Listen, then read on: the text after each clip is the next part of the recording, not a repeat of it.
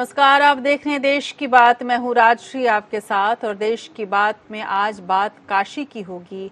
काशी को कभी क्वेटो बनाने का सपना प्रधानमंत्री मोदी ने दिया था। जब आज वाराणसी के दौरे पर प्रधानमंत्री मोदी अपने पहुंचे और अपने इस चुनाव क्षेत्र को सौगातें देनी शुरू की, तो क्या क्या अहम बातें कहीं, क्या क्या अहम सौगातें दी, हम आपको ये भी दिखाएंगे और उनका ठेठ बनारसी अंदाज भी आपके सामने होगा। इसके साथ साथ हम देखेंगे कि प्रधानमंत्री मोदी के इस यात्रा से अब उत्तर प्रदेश में जो सियासी हलचल है उसमें कितना उबाल आया है। उधर सिद्धू और कैप्टन के बीच जो संबंधों में एक तनातनी थी, जो एक तरह से एक दूसरे पर वो लोग उबल रहे थे, अब उसे ठंडा करने की कोशिश हुई है। उसके लिए क्या फॉर्मूला है ये तो आपके सामने होगा ही। इसके साथ साथ सुप्रीम कोर्ट ने एक बार फिर से देश को बताया है लोकतंत्र का रास्ता।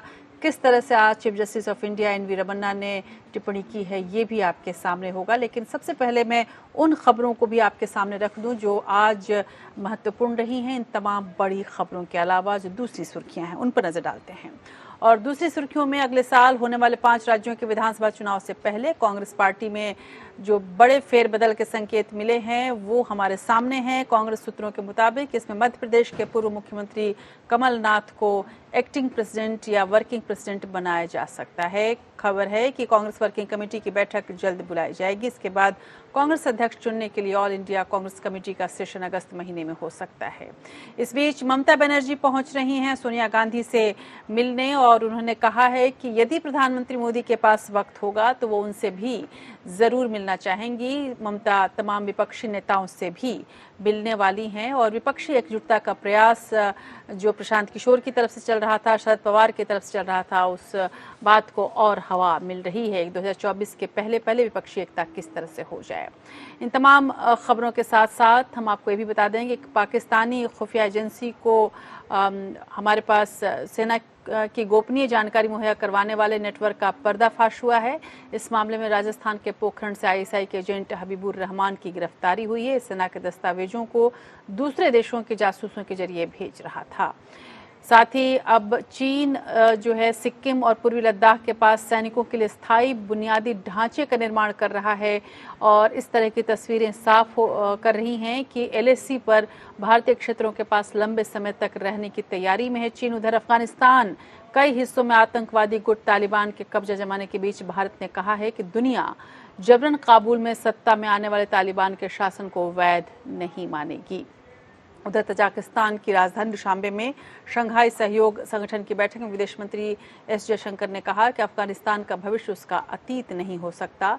बैठक में 1996 में अफगानिस्तान पर तालिबान के पिछले कब्जे का जिक्र करते हुए जयशंकर ने ये बात कही। इन तमाम खबरों के लिए आज दिन भर अपडेट चलता रहा और ये खबरें आप हमारे चैनल पर भी देखते रहे। लेकिन जो सबसे बड़ी तस्वीर आई वो काशी से आई। एक बार फिर से प्रधानमंत्री मोदी का वो लुक जिसको कहते हैं बढ़ी हुई दाढ़ी, सफ़ेद बाल और उस पर भगवा अंग वस्त्र, एक ऐसा जिसको कहा जाए कि एक ऐसे ऋषि की छवि में सबके सामने आए और जो उन्होंने बातें कही हैं काशी को लेकर, उत्तर प्रदेश को लेकर, देश को लेकर, सबकी नज़रें आज किस तरह से उस पर टिक गईं ये भी हम आपको दिखाएंगे। और देश की बात की खबर जो है, खबरों की शुरुआत इसी खबर से करेंगे।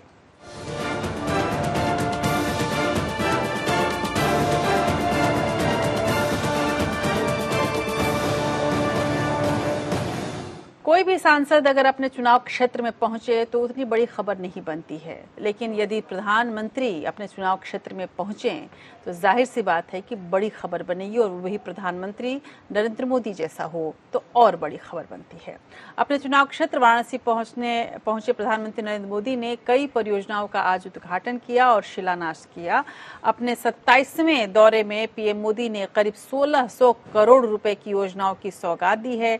इस मौके पर प्रधानमंत्री मोदी प्रदेश के मुख्यमंत्री योगी आदित्यनाथ की प्रशंसा करते हुए नजर आए। यूपी के विकास का सेहरा उन्होंने योगी के सर पर बांधा और मोदी ने ये संदेश देने की कोशिश की कि मोदी और योगी के बीच किसी भी तरह का कोई मनमुटाव नहीं है, न मतभेद है, न मनभेद है।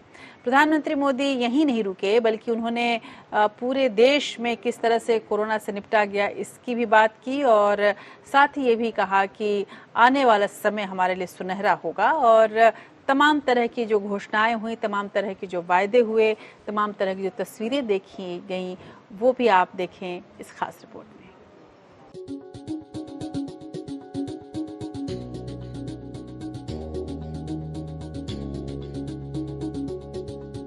हर हर महादेव।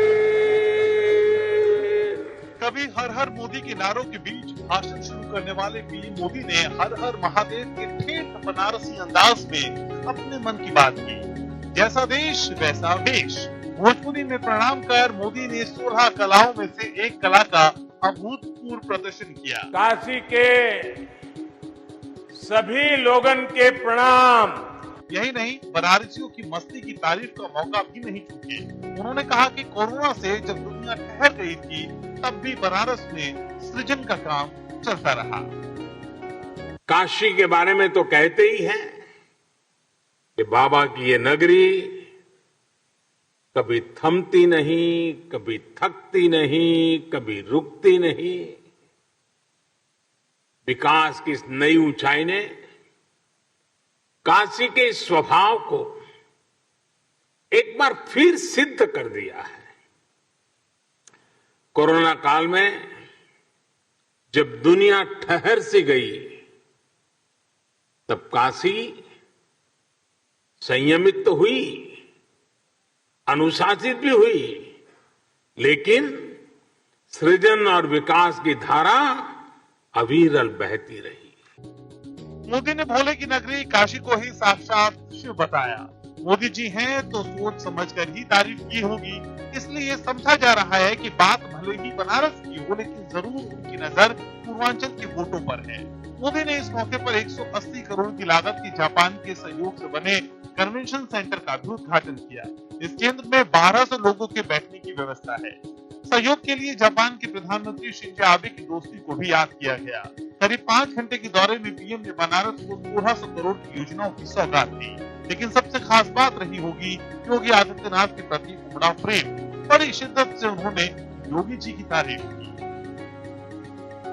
आज यूपी में कानून का राज है, माफिया राज और आतंकवाद जो कभी बेकाबू हो रहे थे, उन पर अब कानून का शिकंजा है। बहनों बेटियों की सुरक्षा को लेकर मां बाप हमेशा जिस तरह डर और आशंकाओं में जीते थे, वो स्थिति भी बदली है। यूपी में सरकार आज भ्रष्टाचार और भाई भतीजावाद से नहीं, विकासवाद से चल रही है।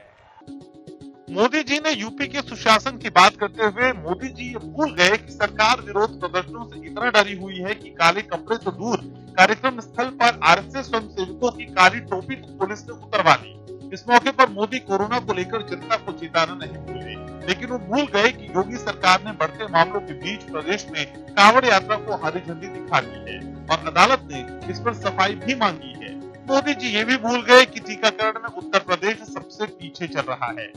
बहरहाल योगी मोदी के बीच प्रेम भाव देखकर जनता भाव विवल नजर आई।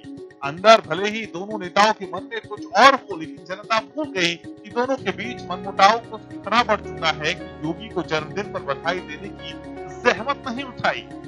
योगी के हाथ से यूपी की बागडोर छीनने की जिद में ही मोदी के विश्वस्त पूर्व आईएएस अरविंद शर्मा को सचिवालय में पंचम तल सौंपा जाना था, लेकिन फिलहाल योगी जी भजन करने के मूड में नहीं थे और संघ उनके क्षोभ को समझकर वक्त रहते सतर्क हो गया। लिहाजा मोदी जी ने अपने कदम पीछे खींच लिए और आज योगी की मिजाज कुर्सी करते नजर आए। Bureau report, APN. तो दरअसल प्रधानमंत्री का ये जो वाराणसी दौरा था, उसके राजनीतिक मायने यदि निकाले जाएं तो राजनीतिक मायने कहीं ज़्यादा व्यापक हैं, काफ़ी अहम हैं। इसीलिए इस दौरे को अनौपचारिक रूप से मोदी के चुनाव अभियान की शुरुआत भी समझा जा रहा है। जिस तरह से जिला पंचायत चुनाव में बीजेपी 8 में से सिर्फ 4 सीटें ही जीत पाई थी, इन 4 में से सोनभद्र सीट पर अपना दल एस को भाजपा ने समर्थन दिया था। पूर्वांचल में यूपी चुनाव के लिए विपक्षी दल भी अपनी ताकत बढ़ाने में जुटे हुए हैं और इन सब के मद्देनजर यदि प्रधानमंत्री मोदी के इस दौरे को देखें तो बेहद अहम समझा जा सकता है। आप कह सकते हैं कि जो कथा की शुरुआत हो चुकी है। इस चुनाव में यदि हम बात करें तो 2 सीटें समाजवादी पार्टी ने जीती थी और कांग्रेस भी अपना असर बढ़ाने में जुटी हुई है। ऐसे में अपना दल की अनुप्रिया पटेल को फिर से मोदी मंत्रिमंडल में शामिल करके पूर्वांचल की जो पिछड़ी जातियां हैं उनको फिर से जोड़ने की कोशिश की गई थी, लेकिन निषाद पार्टी के संजय निषाद अपने बेटे को मंत्री नहीं बनाए जाने से नाराज चल रहे हैं। वहीं एसबीएसपी के ओम प्रकाश राजभर छोटी छोटी जातियों के साथ लेकर भागीदारी मोर्चा बनाकर बीजेपी से मोर्चा लेने की तैयारी में दिख रहे हैं। यूपी की राजनीति में ओवैसी की एआईएमआईएम की भी एंट्री पूर्वांचल के रास्ते से हो रही है और हालांकि असदुद्दीन ओवैसी पश्चिमी यूपी की सियासी थाह लेने के लिए दिल्ली से सड़क के रास्ते गाजियाबाद, हापुड़, अमरोहा, संभल होते हुए मुरादाबाद पहुंचे हैं और जहां पर जबरदस्त इनके कार्यकर्ताओं ने खूब हंगामा भी मचाया और इन मुस्लिम बहुल इलाकों में वो मुस्लिम वोटों का ध्रुवीकरण करके आरएलडी और विपक्ष का खेल बिगाड़ने की कोशिश कर रहे हैं। लेकिन इन तमाम कवायदों से परे यदि हम देखें तो आज प्रधानमंत्री मोदी की जो ये यात्रा थी, वाराणसी की जो यात्रा थी, कई तरह के संदेश दे रही थी। खासकर योगी आदित्यनाथ, मुख्यमंत्री योगी आदित्यनाथ और प्रधानमंत्री मोदी के बीच जो बॉडी लैंग्वेज थी वो ऐसा लग रहा था कि जैसे गंगा की जो शांत धारा है वो बह रही है। हालांकि अंदर और इसके पहले काफ़ी हलचल रही थी, जो कि सबसे शायद कांग्रेस और संघ दोनों ही इन तस्वीरों को देखकर बेहद खुश हुए होंगे। खुश होने की बात कांग्रेस में भी आई है। कांग्रेस नेता नवजोत सिंह सिद्धू को पंजाब इकाई का अध्यक्ष बनाकर कलह को थामने का फॉर्मूला निकाला गया है और सबको खुश रखने की कोशिश की गई है।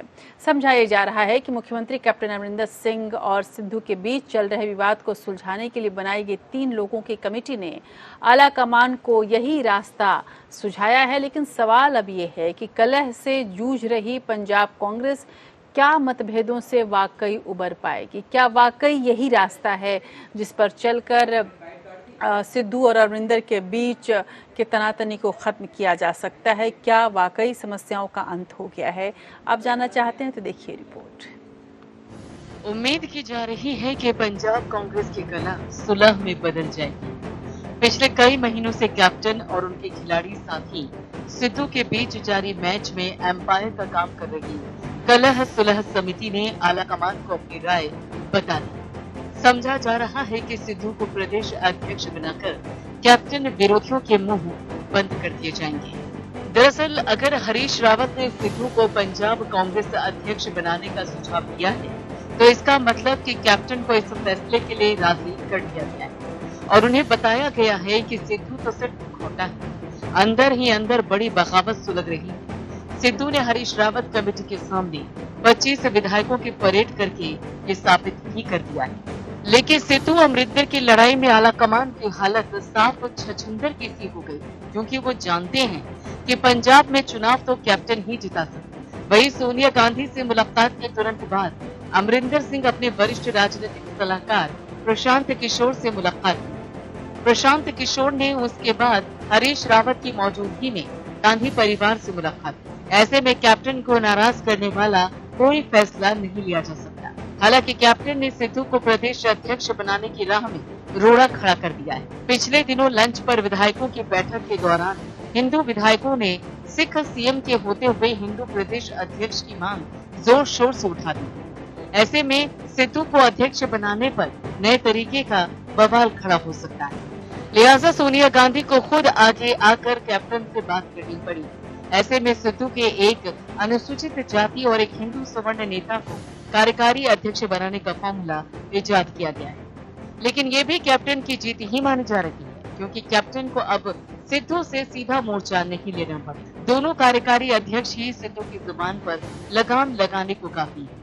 इस फार्मूले के बाद बॉल सिद्धू के कोर्ट में मानी जा रही है। इतनी पसीहत के बीच सिद्धू कांग्रेस में बने रहेंगे या आम आदमी पार्टी के पंजाब के कैप्टन बनेंगे। हालांकि इस बीच सिद्धू को डपट कर जुबान बंद कर रखने को कहा। उधर कैप्टन लॉबी ने सिद्धू के वो वीडियो जारी कर दिए जिसमें वो राहुल गांधी की खिल्ली उड़ा रहा। इस वीडियो के बाद अरविंद केजरीवाल के खिलाफ भी सिद्धू के बयान का वीडियो वायरल कर दिया गया।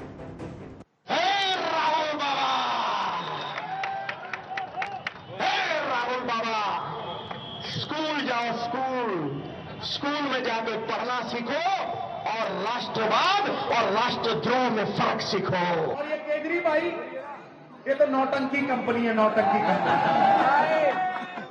लगा के ड्रामा।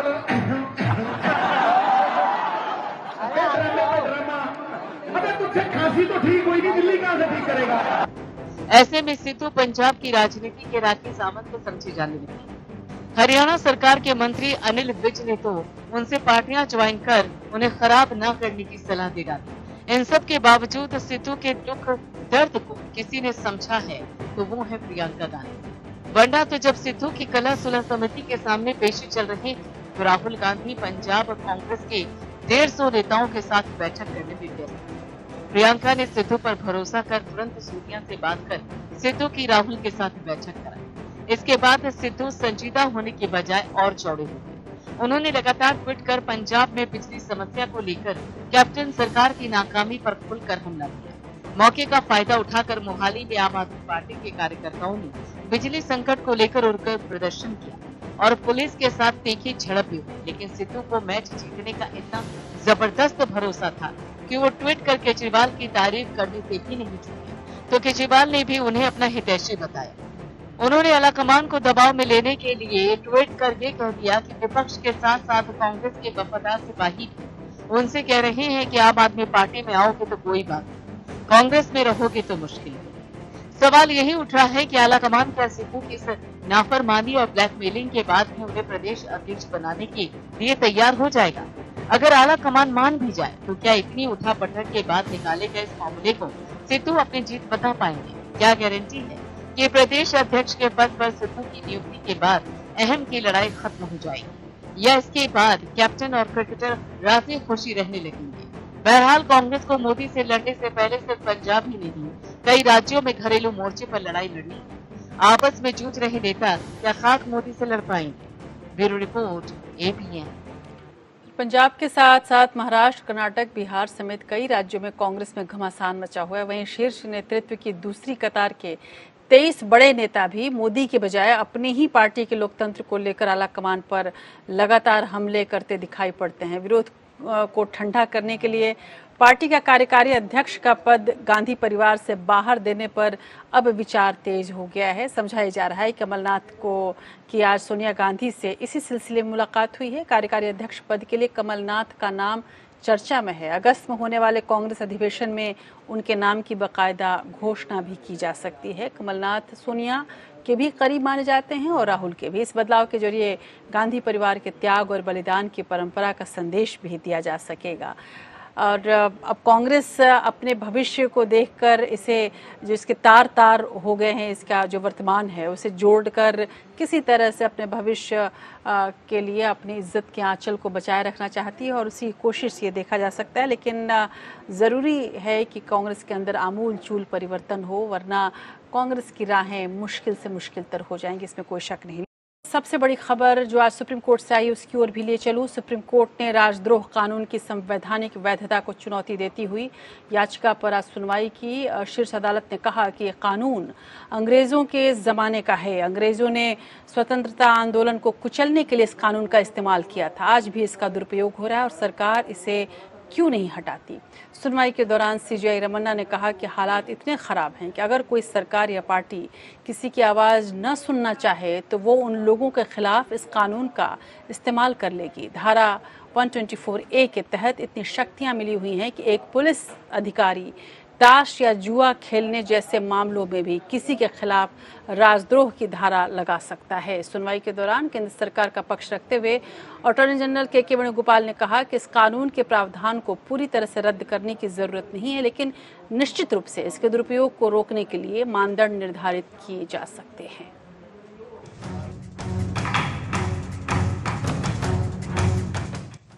कोर्ट ने देशद्रोह कानून को रद्द करने की याचिका पर सुनवाई करते हुए कहा कि ये औपनिवेशिक कानून है और इसकी जांच की जाएगी कि क्या ये कानून आजादी के 75 वर्ष बाद भी जरूरी है। कोर्ट ने कहा कि संविधान की इस धारा को जांचा जाएगा और इस पर केंद्र सरकार से जवाब मांगा जाएगा। सीजेआई रमन्ना ने कहा, कानून के बारे में इस विवाद का संबंध है। ये औपनिवेशिक कानून है, ये स्वतंत्रता आंदोलन को दबाने के लिए था। उसी कानून का इस्तेमाल अंग्रेजों ने महात्मा गांधी, तिलक आदि को चुप कराने के लिए किया था। आजादी के 75 साल बाद भी क्या ये जरूरी है? उन्होंने संकेत दिया कि आजादी के 75 साल बाद इस तरह के कानूनों को जारी रखना दुर्भाग्यपूर्ण है। सरकार कई कानून हटा रही है, मुझे नहीं पता कि वो इस पर गौर क्यों नहीं कर रहे। दुर्भाग्य से निष्पादन एजेंसी और विशेष रूप से अधिकारी इसका दुरुपयोग करते हैं। 66A का उदाहरण ले, जिसे हटा दिया गया था लेकिन लोगों को गिरफ्तार कर लिया गया है। इन प्रावधानों का दुरुपयोग है लेकिन कोई जवाबदेही नहीं है। कोर्ट ने यह भी कहा कि देशद्रोह कानून को रद्द करने को लेकर कई अन्य याचिकाएं भी दाखिल की गई हैं। उन सब की सुनवाई एक साथ ही की जाएगी। प्रधान न्यायाधीश ने कहा कि हम देखेंगे कि किसी कानून का दुरुपयोग न हो तथा जिम्मेदारी से कानून का पालन किया जाए। मैसूर के मेजर जनरल SG वोम्बटकेरे द्वारा दायर की गई इस अपील में आईपीसी की धारा 124A देशद्रोह की संवैधानिक वैधता को चुनौती देते हुए इसे संविधान के अनुच्छेद 19(1)(a) के तहत भारतीय नागरिकों को दिए गए मौलिक अधिकार का उल्लंघन बताया है। अपीलकर्ता ने अपनी याचिका में कहा कि भारतीय दंड संहिता की धारा 124A देशद्रोह द्वारा लगाया गया प्रतिबंध अनुचित है और संविधान के अनुच्छेद 19(2) में दिए गए एक मौलिक अधिकार का उल्लंघन करता है। अतः कोर्ट से प्रार्थना की जाती है कि वो धारा 124A को संवैधानिक और शून्य घोषित कर इसे भारतीय दंड संहिता की बाहर करने का आदेश जारी करे। सुप्रीम कोर्ट ने इस याचिका को स्वीकार कर लिया। सुप्रीम कोर्ट ने 30 अप्रैल को याचिका पर अटॉर्नी जनरल AG को नोटिस जारी करते हुए जवाब देने के लिए कहा था। इस पर कोर्ट में केंद्र सरकार के प्रतिनिधि वेणुगोपाल तथा सॉलिसिटर जनरल तुषार मेहता ने जवाब देते हुए 2 सप्ताह का समय देने की प्रार्थना की थी, जिस पर अदालत ने उन्हें समय देते हुए मामले की अगली सुनवाई 27 जुलाई तक के लिए टाल दी। इसी मामले पर सुप्रीम कोर्ट की एक अन्य पीठ ने भी 12 जुलाई आईपीसी की धारा 124A के तहत देशद्रोह के अपराध की संवैधानिकता को चुनौती देने वाली याचिका पर केंद्र सरकार और महान्यायवादी से अपना पक्ष रखने को कहा था। Bureau report KPN। और वाकई सुप्रीम कोर्ट चिंतित क्यों न हो जब NCRB के जो आंकड़े हैं उनकी यदि मैं बात करूं, मैं देख रही थी 2014 से IPC 124A के तहत जो दर्ज हुए हैं केस, उसमें गिरफ्तारियों और दोषी पाए लोगों का डेटा रख रही है NCRB और उसमें केंद्र सरकार खास करके, और उसके हिसाब से 326 केस दर्ज हुए जिनमें 559 लोगों को गिरफ्तार किया गया, लेकिन केवल 10 लोग ही आरोपी सिद्ध हुए। और ये केवल यही केवल एक आंकड़े नहीं है, लेकिन ऐसी आंकड़ों की भरमार है जहां पर देशद्रोह का जो कानून है वो पॉलिटिकल टूल यानी कि राजनीतिक रूप से दूसरों को पीड़ित करने के लिए इसका दुरुपयोग किया जा रहा है। और इस तरह की बातें लगातार आ रही थीं और इस तरह कानून का दुरुपयोग मीडिया के खिलाफ स्वतंत्र आवाज़ों को दबाने के लिए भी हमने लगातार देखा है, खासकर 2014 के बाद। ऐसे में जाहिर सी बात है कि सर्वोच्च अदालत को चिंता होगी, क्योंकि एक स्वस्थ लोकतंत्र को बनाए रखने के लिए, संविधान की रक्षा के लिए हमारे देश की न्यायिक व्यवस्था हमेशा प्रतिबद्ध रही है ताकि 130 करोड़ लोगों को वो न्याय मिल सके जिसकी कल्पना वो करते हैं। और एक बार फिर से सुप्रीम कोर्ट ने इस बात को साबित किया है। तो आज देश की बात में बस इतना ही। फिर हाजिर होंगे आपके सामने कुछ और खबरों को लेकर कल, लेकिन तब तक देखते रहिए आप APN। नमस्कार।